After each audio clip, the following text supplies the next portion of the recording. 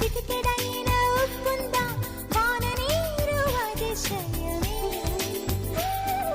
విద్యుత్తే లేకుండా వేలాడే దీపాల వెలిగేటి మినుగురుల అతిశయమే.